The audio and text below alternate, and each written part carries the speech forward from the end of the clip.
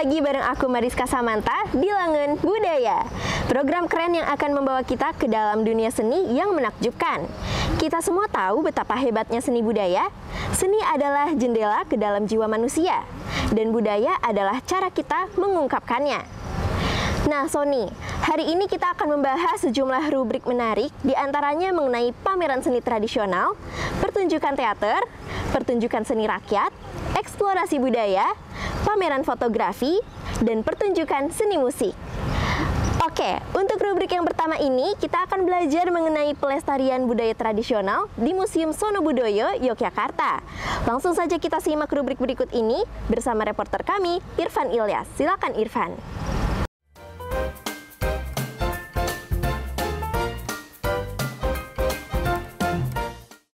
Halo, hai Sony. Apa kabar nih kabarnya? Sehat selalu ya. Kali ini aku mau ngajak kalian buat kenal jauh nih sama seni tradisional. Kira-kira enaknya kemana ya? Daripada bingung, yuk mending kamu ikut aku aja ya. Sekarang kita belajar bersama tentang seni tradisional yang ada di Nusantara. Yuk ikut aku. Nah, Sony, saat ini aku akan berkunjung ke Museum Sono Budoyo. Karena aku mau ngajak kalian buat belajar untuk mengenal seni tradisional di museum ini. Museum ini beralamat di Jalan Pangurakan nomor 6, Kecamatan Gondomanan, Kota Yogyakarta. Museum ini memiliki banyak koleksi seni Nusantara, mulai dari seni tradisional sampai seni senjata pusaka. Museum ini dibuka untuk umum ya, Sony. Kamu bisa mengunjungi museum ini mulai dari hari Selasa sampai hari Minggu. Dengan membayar Rp10.000 per orang, kita sudah bisa nih menjelajahi isi museum ini. Yuk, kita masuk ke dalam. Let's go! Nah, masuk ke dalam, kita langsung ditunjukkan nih oleh koleksi alat tradisional Jawa, yang itu gamelan, yang berisi gendang, gong, rambang, dan lainnya. Oh iya Sony, kamu tahu nggak sih gamelan ini sudah ada sejak 404 Masehi loh. Terbukti dari adanya relief pada Candi Borobudur dan Prambanan. Jadi, pada zaman dahulu gamelan digunakan untuk upacara adat dan kegiatan ritual keagamaan. Oh iya Sobat Sony, gamelan juga sudah terdaftar loh dalam warisan budaya. Oke, kita lanjut yuk Sony. Kali ini aku mau ngajak kalian buat melihat koleksi wayang dan topeng nih Sony. Di museum ini terdapat beragam macam topeng dan wayang, mulai dari wayang kulit, wayang golek, wayang kayu, dan lainnya. Sony tahu nggak sih fungsi dari wayang itu?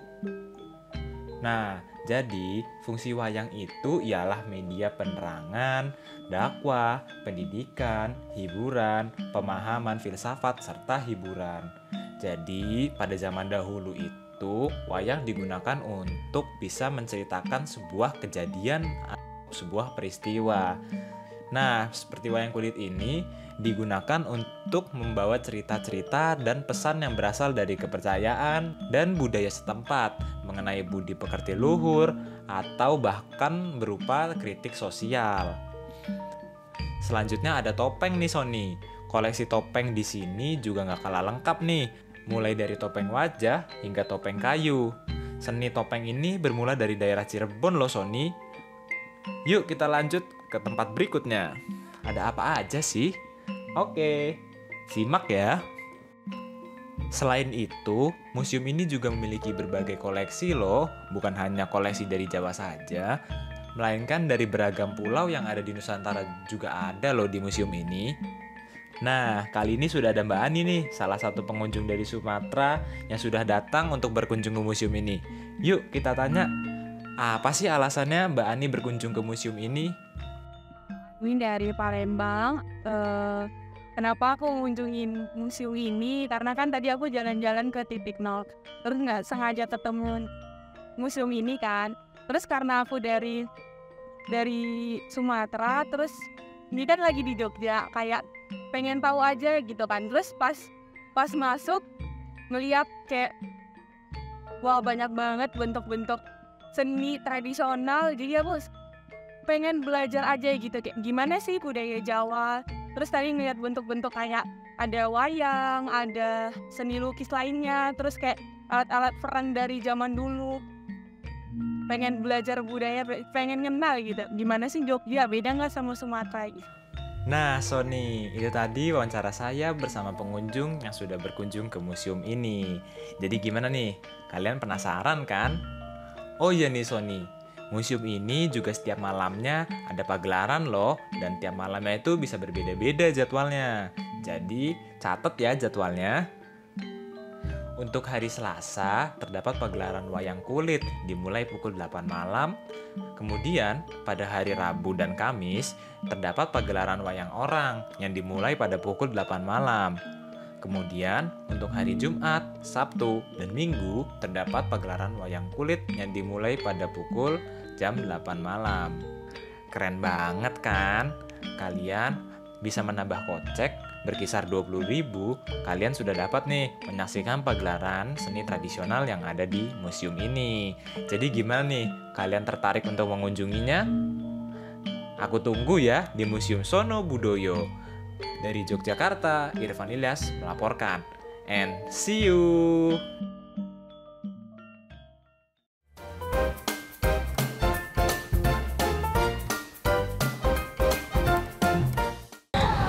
Nah Sony, tadi kita sudah belajar mengenai seni tradisional yang ada di Museum Sono Budoyo. Untuk rubrik kedua kali ini juga tidak kalah menarik pastinya. Para Sony ada yang tahu nggak sih wayang uwong itu apa? Buat para Sony yang belum mengetahui, wajib banget nih simak rubrik berikut ini tentang seni teater, pertunjukan tradisional, wayang uwong Sriwedari tak lekang oleh waktu. Bersama reporter kami Jihan Zakia. Silakan Jihan.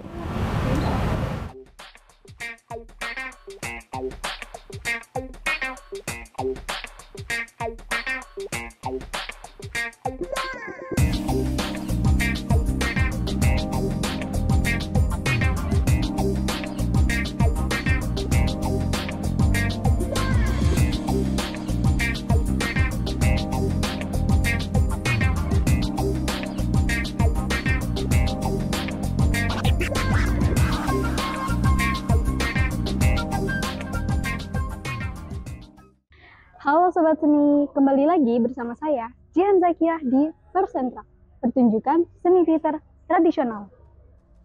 Apa aja sih yang termasuk pertunjukan seni teater tradisional? Apakah wayang uwong atau ketoprak? Pada edisi hari ini, kita akan bahas tentang wayang uwong Sobat Seni. Wayang uwong merupakan salah satu seni pertunjukan teater tradisional yang telah lahir kurang lebih pada tahun 1500 sebelum Masehi. Sama seperti wayang kulit, bedanya wayang uwong diperankan oleh manusia atau uwong yang menggunakan riasan dan baju seperti wayang kulit. Apakah wayang uwong masih berlanjut hingga saat ini? Tentu Sobat Seni. Pertunjukan wayang uwong yang selalu ramai salah satunya berada di Sriwedari Surakarta. Wayang uwong Sriwedari Surakarta ini menghadirkan berbagai cerita wayang uwong setiap Senin hingga Sabtu pukul 19.30 waktu Indonesia Barat dengan harga tiket 10.000 untuk per orangnya. Wayang uwong Sriwedari sudah ada sejak tahun 1911.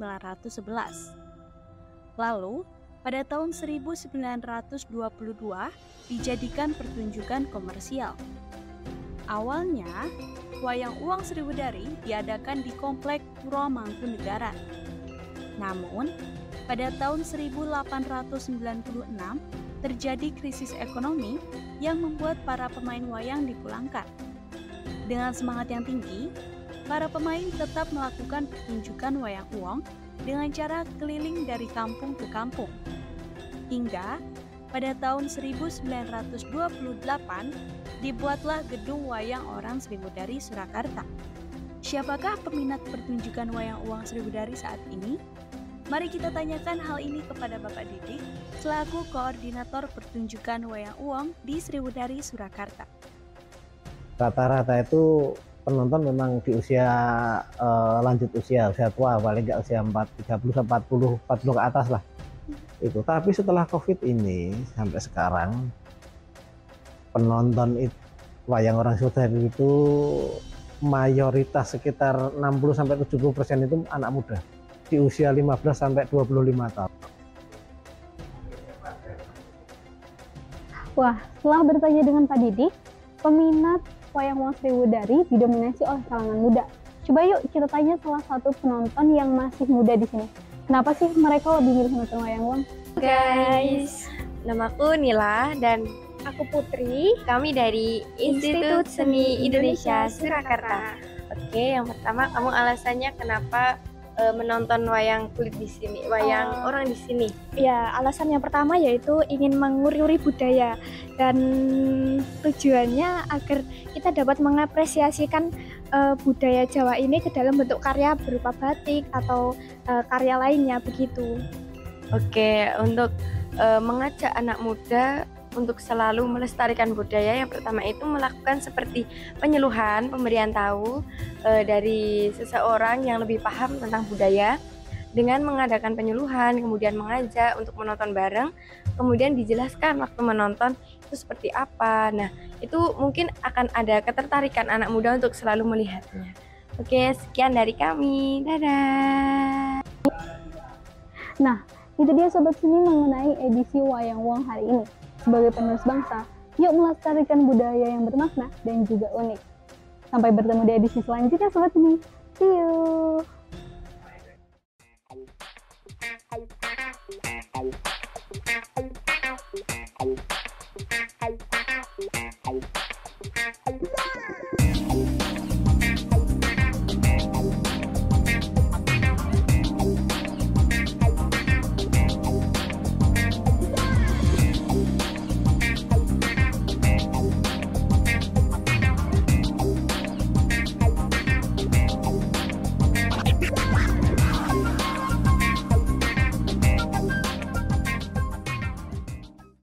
Oke Sony, baru saja kita menyaksikan teater mengenai wayang uwong.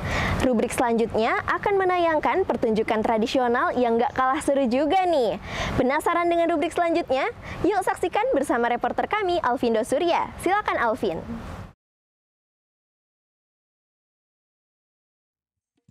Halo Sobat Seni, kalian tahu nggak sih kalau ada seni rakyat yang menggabungkan tarian dengan musik pop modern? Nah, kali ini aku akan mengenalkan kepada kalian seni Sekarimba. Sekarimba merupakan grup kesenian topeng ireng yang berasal dari desa Tuksongo, Borobudur dan berkembang di Magelang, Jawa Tengah. Topeng ireng juga dikenal sebagai kesenian Dayakan. Kesenian ini merupakan tarian kelompok yang terdiri dari 3 babak, yaitu rodat, monolan, dan kewanan, serta ditarikan oleh laki-laki. Tarian topeng ireng ini memiliki ciri khas yang sedikit berbeda dibandingkan dengan tarian lainnya. Kesenian ini melibatkan musik tradisional dengan tarian.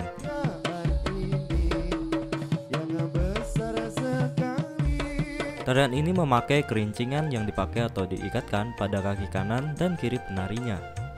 Kerincingan itu akan berbunyi saat penarinya melakukan gerakan. Bukan sebatas itu saja, penari pada tarian ini juga memakai topi yang dipakai di atas kepala sang penari. Dan topinya itu berliuk-liuk saat penari melakukan gerakan. Para penari topeng ireng mengenakan pakaian yang mirip dengan orang India. Pagelaran seni musik Sekarimba Indonesia yang berasal dari Dusun Bungasari, Adikarto, Muntilan, Kabupaten Magelang, akhir-akhir ini sedang naik daun. Tidak hanya di kawasan Kabupaten Magelang saja, bahkan hingga ke Boyolali, Temanggung, dan Yogyakarta. Yang membuat Sekarimba menjadi diminati banyak orang, yaitu perpaduan kesenian tradisionalnya dengan musik-musik dangdut terkini. Menyanyikan lagu-lagu pop modern yang diiringi gamelan membuat para penonton seakan tak bisa menolak untuk ikut berjoget dan bernyanyi. Bahkan, setiap akhir pagelaran kesenian biasanya ditutup dengan menyanyikan lagu-lagu Jawa pop modern dan para penonton saling berjoget dan bernyanyi bareng atau sering disebutnya ambiar bareng.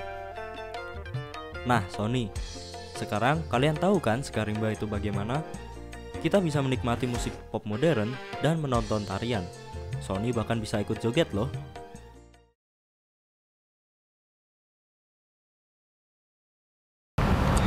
Halo Sony, tadi kita kita sudah menyaksikan pertunjukan seni rakyat. Nah, sekarang saatnya kita beralih ke rubrik selanjutnya tentang eksplorasi budaya membatik. Eksplorasi budaya kali ini akan mengulik keseruan kelas membatik di Sogan Batik, Yogyakarta. Motif Sogan Batik ini memiliki keunikan tersendiri dengan batik lainnya. Apa saja keunikannya? Mari saksikan bersama reporter kami, Mariska Samanta. Silakan, Mariska.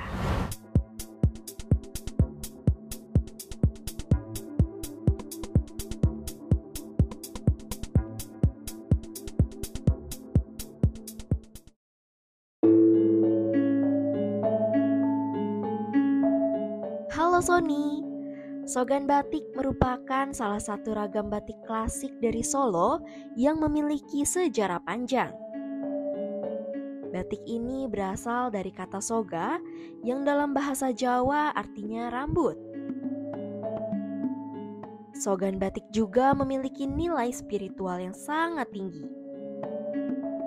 Dalam kepercayaan Jawa, warna dalam batik ini melambangkan kemurahan hati, kebijaksanaan, dan kekuatan spiritual.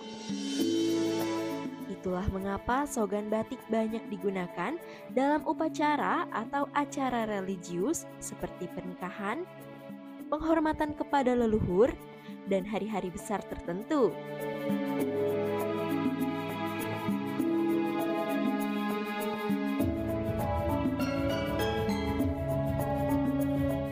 Penggunaan Sogan Batik telah meluas hingga ke dunia fashion dan menjadi tren yang tak lekang oleh waktu loh.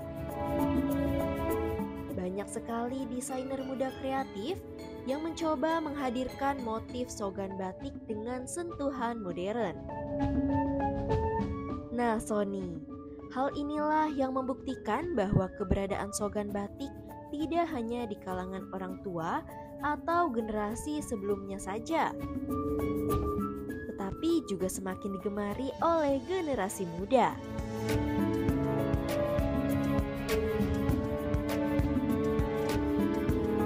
Yang khas dari Yogyakarta itu sih enggak, cuma pada Sogan itu biasanya kita mengangkat nilai-nilai sejarah yang ada di Indonesia.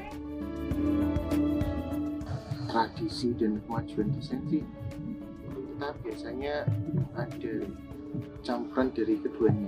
Kita biasanya cari cerita-cerita dari daerah-daerah, terus kita angkat, kita tuangkan dalam bentuk gambar-gambar batik yang kita buat. Jadi kita angkat suatu cerita mungkin dari suatu daerah, kita angkat dalam satu karya dalam bentuk kain batik. Nanti kita jadikan baju dijual. Nah, dari cerita itu yang kita sampaikan nanti ke konsumen. Seiring berkembangnya waktu, para pengrajin batik juga terus berinovasi dalam menciptakan motif Sogan Batik yang baru dan menarik. Para pengrajin menggabungkan keahlian tradisional dengan aplikasi desain digital untuk menghasilkan batik Sogan yang lebih nyaman dikenakan dalam kehidupan sehari-hari. Sogan Batik tidak hanya mencerminkan identitas budaya Solo yang kaya warisan, tetapi juga tetap relevan dengan zaman. Rasa kebanggaan dan nilai-nilai luhur yang terkandung dalam setiap motifnya membuat Sogan Batik dikenal dan dicari oleh banyak orang. Dari Yogyakarta, Mariska Samanta melaporkan.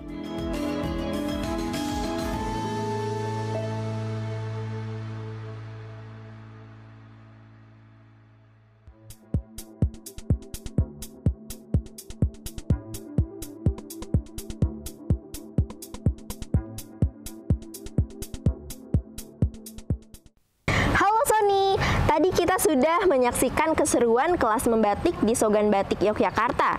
Berikut ini kita akan sajikan kesenian budaya pameran seni lokal, yakni pameran Binel yang mengangkat tema pengetahuan menubuh pikiran berubah.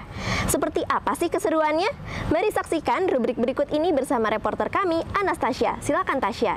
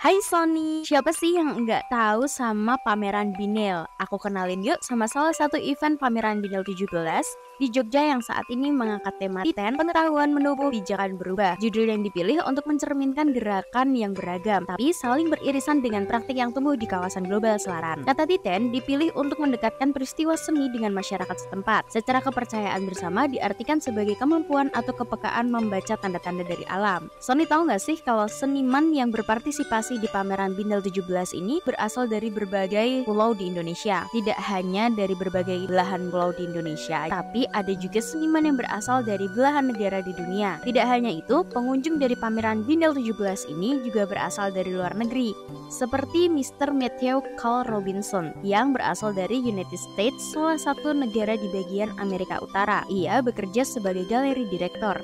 Kira-kira apa sih yang membuat beliau mengikuti tur Binel 17 ini? Kita dengerin pendapat beliau yuk. My name is Matthew Clay Robinson and I am from United States. I live in York, Pennsylvania, and I work for York College Galleries as a gallery director.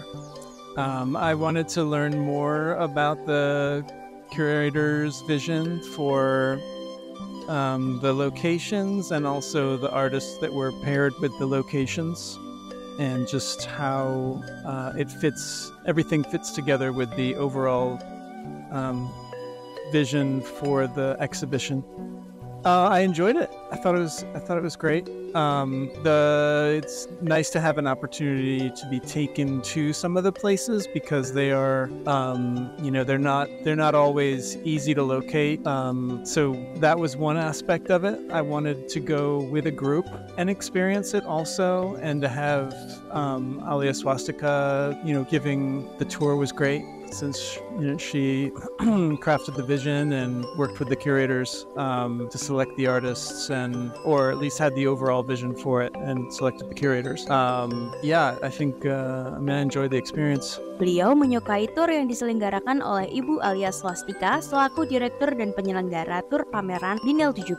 Kemudian, apa sih yang menjadi daya tarik para penikmat dan pekerja seni di pameran Binel 17 ini? Sony juga penasaran gak sih? Kalau gitu, aku ajak jalan-jalan menikmati pameran Binel 17 ini yuk. Kali ini aku mau memberikan penjelasan singkat tentang pameran di Binel 17. Area pertama berada di area Bangun Jiwo Bantul, Yogyakarta. Pameran pertama adalah Monumen Bibis. Dulunya, lokasi ini pernah menjadi markas Letkol Soeharto dan pasukan Brigade 10 Divisi 3 untuk menyusun strategi serangan umum 1 Maret 1949 di Yogyakarta. Di gedung sebelah rumah kediamannya terdapat pameran seni sistem telekomunikasi khususnya kerja frekuensi, dikenal dengan istilah carrier wave. Setelah dari Museum Bibis adalah Jomblang Kemuning atau Joning Art Space. Di lokasi ini ada karya seni yang unik, dari salah satunya Betty, berasal dari Papua. Karya ini menggambarkan relasi perempuan dengan tanah, karena tanah dipandang seperti rahim ibu yang memberikan kesuburan dan kehidupan.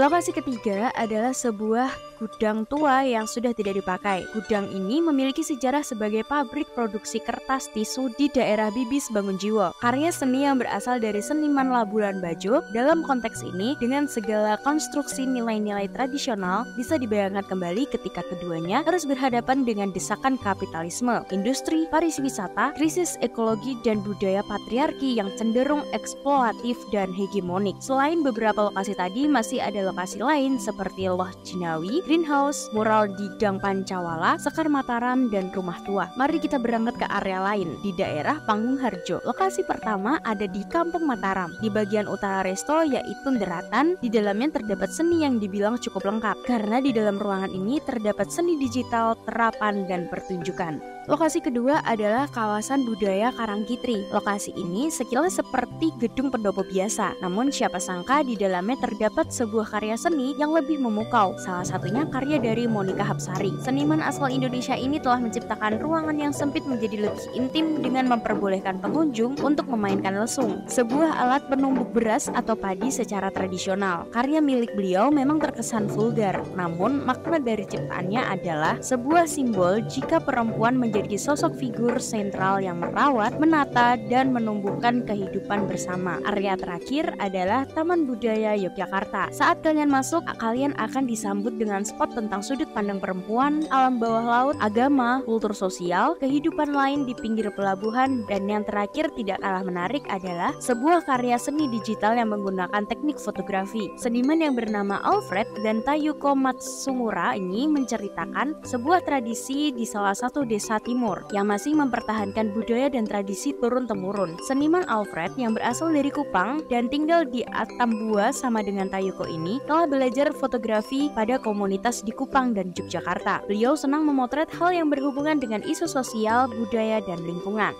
Gimana nih Sony, udah puas belum jalan-jalan lihat pameran di Binil 17 ini? Kita jadi tambah wawasan tentang berbagai sudut pandang kehidupan dari sebuah karya seni aja ya. Selain itu, melibatkan diri dalam pameran seni juga merupakan cara yang luar biasa untuk terhubung dengan kreativitas para seniman, merayakan ekspresi unik, dan mendapatkan wawasan baru tentang keanekaragaman perspektif yang ada di dunia ini. Saya Anastasia Prameswari melaporkan kembali ke Maika.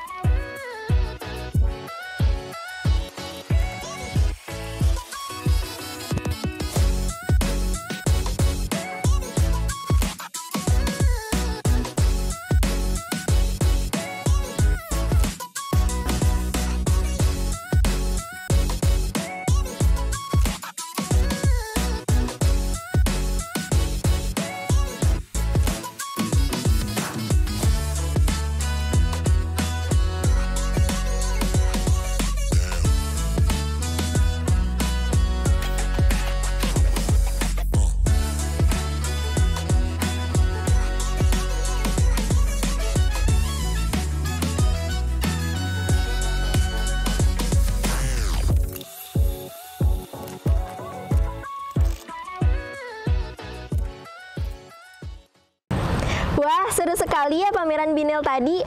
Banyak sekali pengetahuan yang bisa kita ambil nih, Sony. Nah, siapa di sini yang suka sama pertunjukan musik?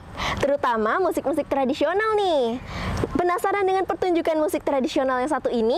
Mari saksikan dalam rubrik berikut ini bersama reporter kami, Dela Yauma. Silakan, Dela. Halo Sony Sobat Seni, hari ini kita akan membahas tentang pertunjukan seni musik yang menakjubkan, yaitu salah satunya tentang pelestarian angklung Malioboro sebagai warisan budaya. Bersama saya, Dela Yauma, tentunya di Melodi Warisan dalam program Langen Budaya. Angklung merupakan sebuah alat musik tradisional yang berasal dari daerah Jawa Barat, yang telah menjadi simbol penting dalam kekayaan budaya Indonesia. Alat musik ini terbuat dari bambu dan memiliki sejumlah tabung yang menghasilkan nada yang indah ketika digoyangkan. Sejak zaman dahulu, angklung telah menjadi bagian tak terpisahkan dalam upacara adat, pertunjukan seni, dan kegiatan budaya. Namun, dalam beberapa tahun terakhir, angklung menghadapi ancaman kepunahan karena berbagai faktor, termasuk perubahan budaya dan minimnya minat generasi muda dalam mempelajari alat musik tradisional ini. Oleh karena itu, berbagai pihak termasuk komunitas seni dan budaya setempat serta pemerintah daerah harus bersatu untuk memulai langkah-langkah pelestarian yang penting. Salah satu upaya pelestarian yang paling mencolok adalah Angklung Ariska Malioboro, Yogyakarta. Pertunjukan ini bertujuan untuk mengajak generasi muda dalam pelestarian serta mengenalkan tentang sejarah, pembuatan, dan permainan angklung khususnya di Malioboro. Nama saya Dani Pamungkas dari Angklung Ariska Jogja Malioboro. Kalau dukungan sih nggak ada, tapi kalau dulu nggak ada, tapi sekarang ada. Sekarang udah ada, berupa apa Mas Fis? Semacam kayak rollingan gitulah, main di teras 1, di teras 2. Berarti dikasih tempat ya? Iya. Dikasih kesempatan buat main ya? Tantangannya kalau sekarang sepi Mbak, kalau dulu ramai. Itu sebelum pandemi lah. berarti ada pandemi, perbedaan ya? Iya ada. Kalau perbedaannya jauh banget atau signifikan aja sekarang? Jauh banget. Kalau dulu kan ada pedagang kaki 5, agak mendingan sekarang udah sepi Mbak. Harapannya semakin sukses dan semakin jalan.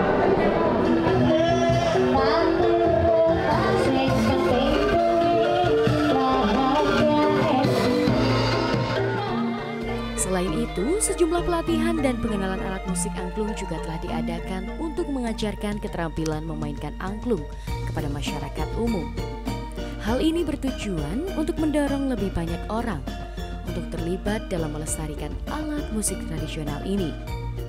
Dalam perkembangan lain, pemerintah daerah juga memberikan dukungan berupa penyediaan ruang pertunjukan serta promosi angklung Malioboro sebagai daya tarik wisatawan. Salah satunya Diva Azizah, wisatawan asal Indramayu yang tertarik dengan angklung Malioboro. Iya, kebetulan saya juga di sini untuk healing kan niatnya, untuk ya meringankan isi kepala lah. Kebetulan tadi seru banget lagunya, lagu-lagu Jawa, dan kita bisa menikmati banget tentunya. Buat anak-anak muda juga pasti menikmati lagu-lagunya. Kesan-pesannya buat angklung Hamzah ini gimana Kak? Kesan-pesannya semoga kedepannya bisa lebih maju lagi, dan buat anak-anak bangsa semoga bisa lebih menikmati lagi alat musik dari Indonesia. Begitu. Semua upaya ini merupakan langkah yang sangat penting dalam melestarikan angklung Malioboro sebagai warisan budaya yang tak ternilai. Semoga upaya ini dapat membantu menjaga agar alat musik tradisional, khususnya angklung, tetap hidup dan bisa dinikmati oleh generasi-generasi mendatang. Selain itu, harapannya dengan adanya komunitas pertunjukan seni musik angklung Malioboro ini bisa mengajak lebih banyak orang terlibat dalam melestarikan dan menghargai keindahan serta makna budaya yang ada di dalamnya. Dela Yauma pamit undur diri, sampai jumpa di Warisan Melodi dalam program Langan Budaya berikutnya. Sampai jumpa.